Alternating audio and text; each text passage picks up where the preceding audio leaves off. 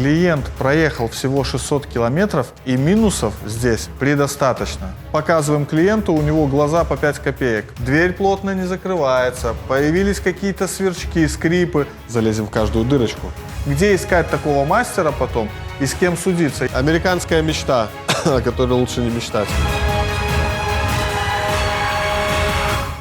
Всем привет! Вы на канале MX Auto и меня зовут Сергей. Сегодня к нам приехал Voya Free рестайлинг.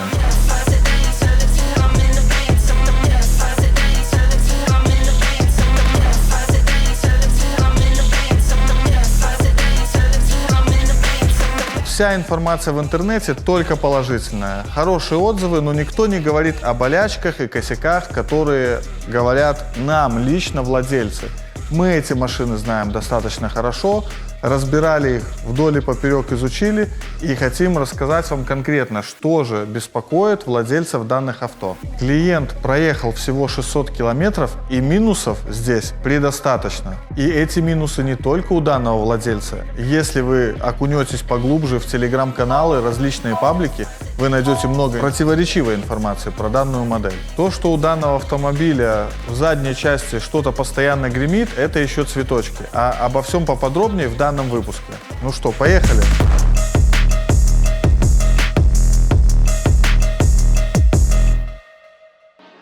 Вчера мы приняли автомобиль в оклейку и ряд других услуг. Как обычно, первым делом мы принимаем, моем и фиксируем все недостатки.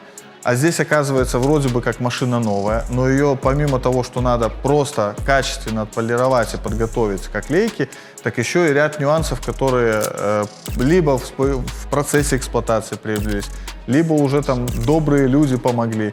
Различного рода царапины, открытие дверей, небольшие дефекты, которые явно будут видны даже под пленкой. Поэтому для качественной работы мы выполним обязательно полировку кузова.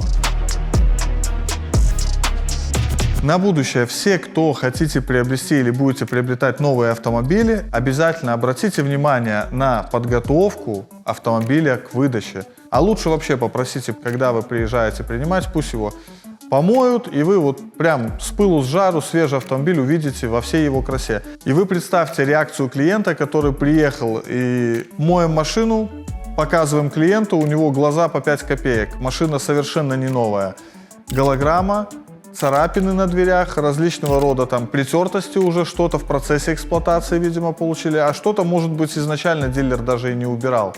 Поэтому обратите на это внимание, будьте осторожны.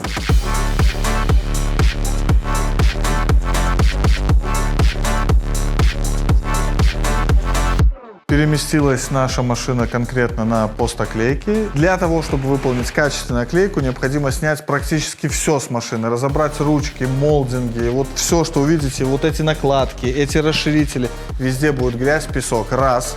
Второе, для того, чтобы сделать качественно и потом дядя Вася, ну кто угодно не смыл это все на мойке, необходимо выполнить подворот. То бишь пленка идет не только по лицевой части, она заходит внутрь здесь на ребре и сюда. Для этого необходимо все это снять, аккуратно разобрать, нигде ничего не сломать и в обратной последовательности собирать. Если вы приехали в студию, либо гараж, неважно, и мастер говорит, что я умею все, я сделал 100-500 машин, я сам помою, разберу, соберу, заклею. Вероятность, скажу так, 40%, что это будет качество, 60%, что человек может наломать дров и что-то сделать, ну, совершенно не то, что надо для вас. Причем все эти косяки вы сразу можете не заметить. Вы придете, заберете в эйфории, класс, машина готова, поехали. Дверь плотно не закрывается, появились какие-то сверчки, скрипы. Кстати, по этой машине достаточно много сверчков изначально по заводу. Об этом поподробнее потом расскажу, не забудьте подписаться на канал. Так вот, любой мастер, который выполняет эту работу сам, он это не сделает. Большинство элементов, которые клеятся, необходимо как минимум 2 специалиста. Прежде чем отдать свою машину, спросите, каким материалом работают, сколько человек, сколько сделали машину, будут ли документы, гарантия и есть ли вообще сертификат на ту пленку, которую они приобрели. Может, это будет какой-то китайский ноунейм, и вы через полгода увидите, как машина вся пожелтела, потрескалась пленка, испортилась ЛКП. Где искать такого мастера потом и с кем судиться, если большинство работает без документов, без гарантий, без ничего? Один из аспектов качественной, грамотной работы – это когда специалист в первую очередь работает в перчатках, то бишь он всегда аккуратно везде разбирает, нигде не царапает. Второе, когда специалист все, что снимает, аккуратно складывает либо в боксы, где хранятся крепления. Допустим, вот у нас на каждую машину конкретно есть бокс. Побольше машина, поменьше, в зависимости от того, какой автомобиль. Все аккуратно подписывается и складывается. Может быть такое, что мастер, который ее разбирал, заболел. И тогда выходит второй сотрудник, второй арматурщик, который видит, что все подписано, и начинает в обратной последовательности все собирать. Если же этого не сделать, солянку из этих болтов саморезов непонятно куда крутить. Делая машину где-то в гараже или в непроверенной студии, вы можете потом просто не досчитаться или найти лишние где-нибудь в дверях болты, саморезы и остальные элементы крепления вашего авто. Но лишнее – это еще не самый плохой вариант. Одно из главных отличий рестовой Voya – это агрессивный вид. Но за агрессивным видом куча головника и день работы с данным бампером. Этот бампер один из самых сложных, если брать всех китайцев, даже европейцев. 25 элементов, которые необходимо оклеить. Опять же, если вы хотите найти самую дешевую оклейку, где-то вы приедете, назовут вам небольшую стоимость, скорее всего, оклеят только то, что окрашено. Все декоративные вставки, которых здесь практически 10, будут не оклеены, так как это в принципе не бампер, а элементы декора. Имейте в виду. Бампер на Voyah это самая сложная часть этой машины. Он состоит из 5 отдельных элементов. Это у нас так называемый клюв, у нас так называется, то есть боковые щеки и центральная часть. Оптика у нас клеится сейчас на столе. Пройдем в соседнее помещение. Это у нас ДХОшки. Одна, вторая, они установлены в переднем бампере. Вот они уже накинуты. Их осталось только аккуратненько подрезать и установить. ДХОшки вот эти в пленку мы катаем для того, чтобы продлить их срок службы. Какой-нибудь большой камень напросто может ее разбить. Эмблему Voyah мы также заклеили в полиуретановую пленку. Она, как и все остальное на этой машине, тоже подвержена пескострую. Плюс она выглядит красиво, светится, ее мы тоже защитили. Переднюю часть машины клеют для ее защиты от мелкого пескоструя, от камней побольше, да и в принципе она еще спасает от царапин. Все машины разбираются достаточно сложно, особенно вот эти последние китайцы.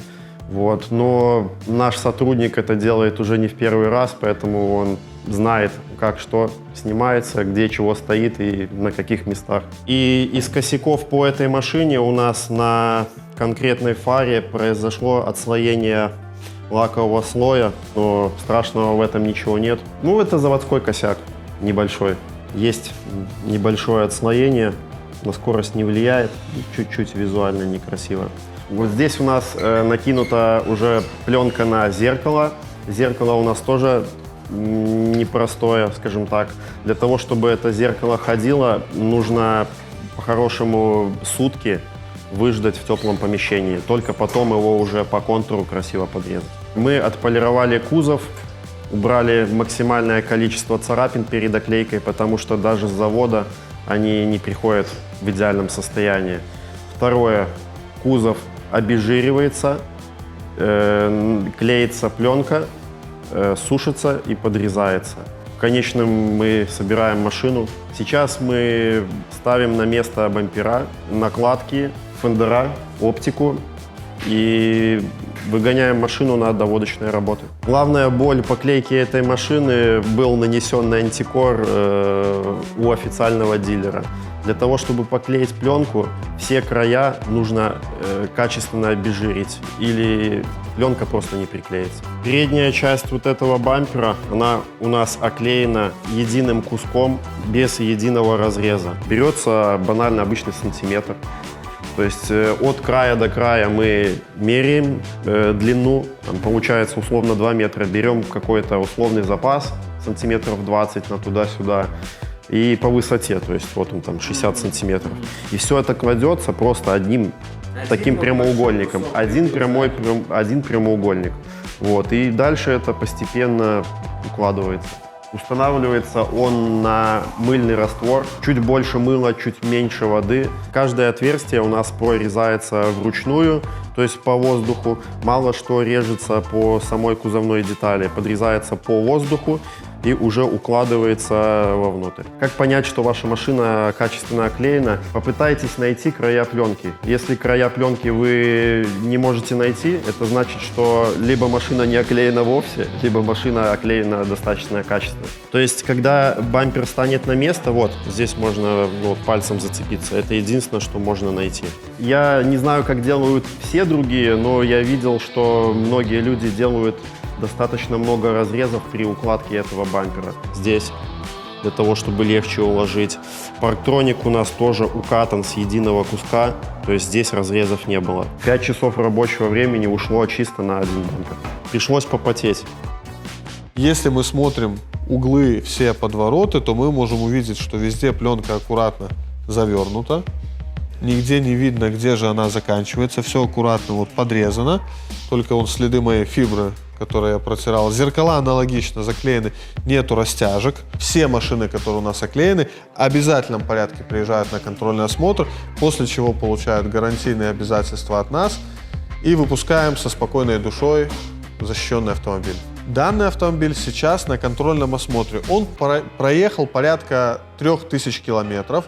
Владелец доволен данной услугой. Мы делаем доп. Услугу конкретно по салону. Что касаемо оклеенных элементов кузова, все супер. Машина выглядит точно так же, в таком же состоянии, как выехала из салона. Поэтому пленка работает однозначно. Если у вас новый автомобиль и вы хотите его оставить таким на многие-многие годы, вам однозначно нужна защита полиуретановой пленкой. Если вы хотите максимально комфорта, тишины в салоне, значит вам необходимо еще выполнить и шумоизоляцию. Шумоизоляция арок. Для чего она нужна?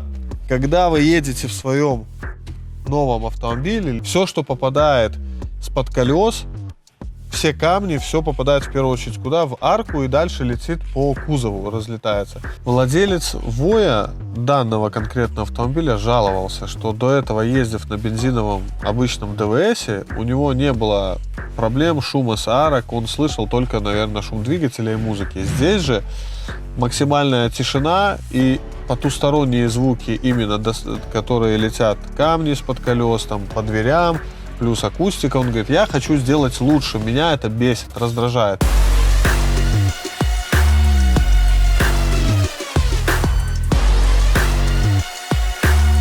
Дело в том, что проблема всех электричек — посторонние шумы, так как нету двигателя внутреннего сгорания и максимальная тишина в салоне, и все посторонние звуки, все пластиковые скрипы, все, что есть помимо шума ДВСа, может раздражать. Как эта проблема решается? Делаем шумоизоляцию всех 4 дверей. Если же человек хочет получить максимальный комфорт и тишину, тогда мы перемещаемся в багажник, крышка багажника, задние арки и далее тому подобное. Электрические машины комфортные, тихие, но не слышно ДВСа, слышен весь шум, так как двери сами по себе пустотелые. По заводу практически ни в одной электричке нету ничего, от слова совсем. На выбор всегда предлагаем клиенту 2 бренда, либо Comfort-Mat, либо STP, либо можно, как в данном случае, комбинировать. Виброслой, толстый премиум материал, и второй слой шумопоглощающий. Вибро мы сразу же катаем на металл, катаем здесь, везде, чтобы снизить резонанс с улицы, и когда играет динамик, чтобы вот эти все колебания не уходили никуда. И второй слой вырезаем в размер, аккуратненько прикатываем, после чего закрываем. И те же самые манипуляции в 2 слоя, только другим немного материалом, делаем на дверной карте. А вот дверная карта. Voya классный автомобиль. Мы видим, что завод-изготовитель заморочился. Тут жесткий достаточно кантик пластика, но для того, чтобы снизить скрип и скрежет самой карты о металл, завод сразу проклеил вот такой материал. Да, он ни хрена не примыкает к канту, по факту это ничего не работает, это надо поменять, но попытка она есть, это уже хорошо. Ставим лайк китайцам за попытку. Для того, чтобы ваша карта не шумела, не стучала, весь этот материал, модулин, проклеивается именно конкретно по кантику, потому что именно вот этот вот торец, примыкая к металлу, в последующем может играть и создавать раздражающие вас звуки, скрипы, потусторонние любые звуки. Поэтому виброматериал прикатывается здесь. После того, как мы сделали первый слой виброизоляции, укладываем вот такой вот материал полноценно на всю карту.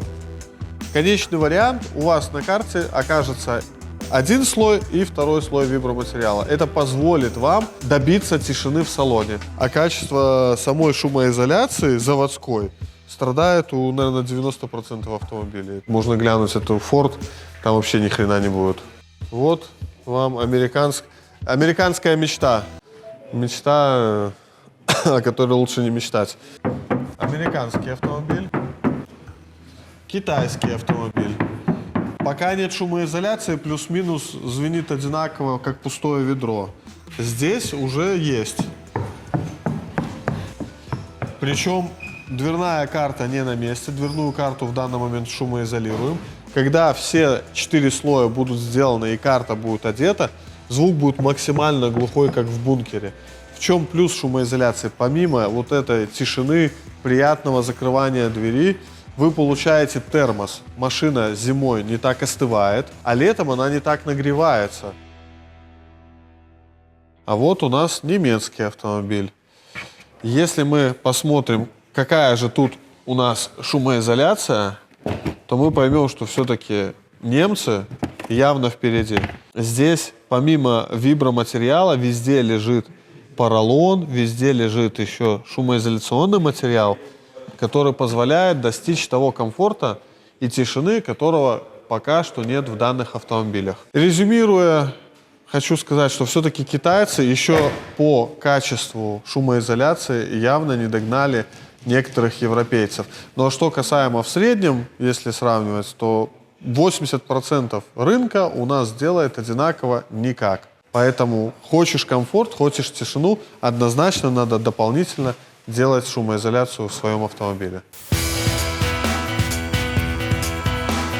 Независимо от бренда, производителя, которого вы выберете для себя, есть точно один проверенный лайфхак, который вам поможет. Как только вы приобрели автомобиль новый, прямиком с салона советую, едьте сразу на защиту полиуретановой пленкой. Тогда ваш автомобиль останется новым как минимум 7 и более лет.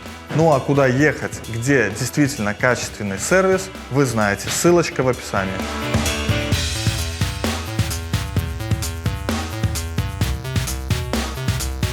Почему конкретно я говорю, что сразу же с салона ехать? Простой пример. Новая машина, клиент хочет сохранить, и она останется новой. Автомобиль был приобретен другим владельцем, все эти сколы изначально замаскировались, но в любом случае пробег 200 виден на лицо. Весь капот в сколах, и это не избежать. Либо вы красите и после клеите, либо заводской крас заклеиваете, и вот такой вот результат. Новых сколов не будет, но, к сожалению, картина, как здесь, уже не получится. Новые есть новые. Сразу, прямиком, я не шучу. Едете, заклеиваете, и будет вам счастье. Вот эта россыпь, как с дробовика, расстрелян весь капот. И поверьте, он был гораздо хуже состоянием. Это все максимально, что можно было сделать для того, чтобы его спасти. У каждой машины есть свои особенности и специфика. Оклеив более 100 китайских машин, я вам могу сказать точно. Лисян, Зикр, имея раздутую заднюю часть, большие 20-22 колеса, достаточно проехать 600-1000 километров для того, чтобы вот эта задняя часть была полностью усеяна сколами. Машина едет сама, себя же и уничтожает. Через 1000 уже нечего клеить. Вы должны ехать краситься, а потом уже клеиться. Либо уже расстреливать ее дальше и перекрашивать через год. Данный владелец сделал правильно. Вначале оклеил кузов полностью в полиуретановую пленку, а после приехал сделать антикоррозийную обработку. Облегчите нашим ребятам жизнь, и они вам скажут спасибо. Поэтому сразу оклейка и после антикоррозийная обработка. Кстати, мы обрабатываем составами бренда Dinitrol, и по пожеланиям клиента и Меркосол, и Вьюр тоже можем взять. Главное, что все скрытые полости, и все делается так, как положено по технологии. Не жалеем состава, залезем в каждую дырочку. Владельцы жалуются на стук подвески. Говорят, что стучит где-то сзади, справа. Если бы мы специализировались на подвеске, конечно, я бы, наверное, нашел причину. Здесь я могу сказать, что многорычажная пневмоподвеска, вот пневмобаллон, реально комфортная машина. Тут не балка, и шуметь тут может практически все, что угодно. Что интересно, что сам дилер Voya не может найти проблему, и когда к нему обращается клиент с потусторонними звуками где-то там сзади, что беспокоит, разводит плечами точно так же, как и мы. Когда-то пришли к нам Теслы, тоже никто не знал, плечами пожимал, что с ними делать, как ремонтировать. Сейчас есть конкретно специалисты, которые делают практически любой вопрос, восстановят с 3-4 эту машину, прошьют и все сделают полностью. Поэтому я думаю, что стоит подождать годик, и все эти болячки, которые потихоньку появляются на данных автомобилях, будут решать наши мастера своими силами.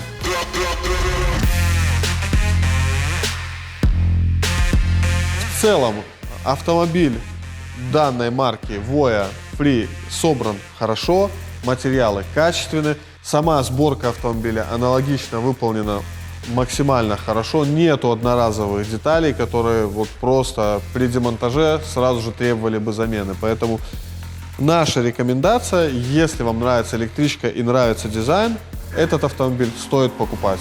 Напоминаю, что мы выполнили уже защиту более 20 автомобилей, и в всех этих машинах мы ни разу не встречали каких-то бракованных элементов в плане покраски либо сборки. Все, чего мы касались, было сделано достойно и хорошо. Китайцев сейчас едет достаточно много, и помимо Voya, один из еще популярнейших брендов — это Zeekr. Zeekr X и Zeekr 001. Пойдем покажу, в чем же основной нюанс и минус данных автомобилей. И вот здесь есть косяк, который изначально завод-изготовитель не устраняет.